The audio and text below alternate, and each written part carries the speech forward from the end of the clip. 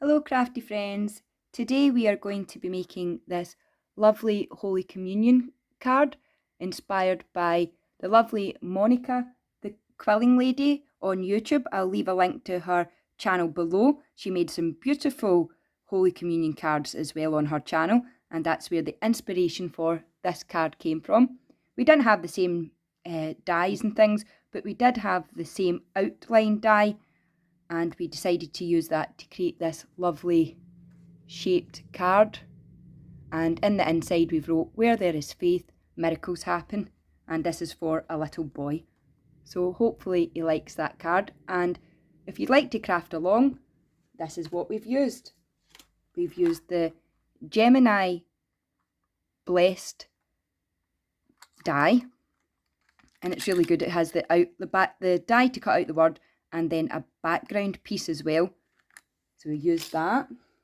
We've used this cross die that we got in a D-stash from Crafting with Gertie Mandy. So it's perfect for this card.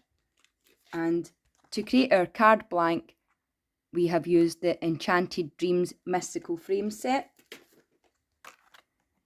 And we've used the outline die to create our card blank shape, and then the other dies to create our decorative edges. And the cardstock we've used was Centura Pearl, Snow White with a hint of silver, and it has a lovely, lovely lustre to it, this cardstock. And for the silver details, we've used this Crafter's Companion Luxury Mixed cardstock in the sparkling silver. So without further ado, let's turn all of these craft supplies into a card. First up, we're going to create our card blank.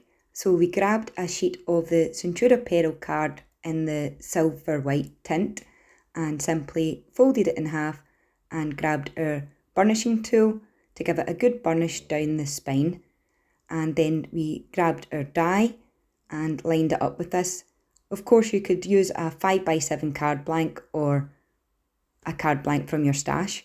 So we're going to take the outermost die from the frame set, and we're just going to slightly overhang that cutting edge. You can see the cutting edge on the die, and we're just going to overhang that from the fold of the card. And this means you'll get the fancy outline of the card blank, but it will still be attached and form a functioning card blank for you to work with. You could also cut the two shapes separately and join them together with a piece of card in the middle, and this is the way Monika does it in her channel, so make sure to pop over to Monika's channel for more inspiration and crafty ways to use this die set. So once you've got it all lined up, you can just secure it with some washi tape and then run it through your die cutting machine, and just double check here that your cutting edge is clear of your fold. As you're asking the die to cut through the two layers of card at once, you might want to adjust your shims on your machine. It's just down to your individual die cut machine, and once it comes out, you'll see it's still attached, but you have the fancy outline, and this is what we're going to use as the base for our card. Next up, we're going to grab some grey card that we've stuck some double-sided adhesive to, and we're going to take the outermost die and the intricate die as well, and just carefully line them up so there's equal space between the two dies, and attach again with a little bit of washi and just run that through your machine.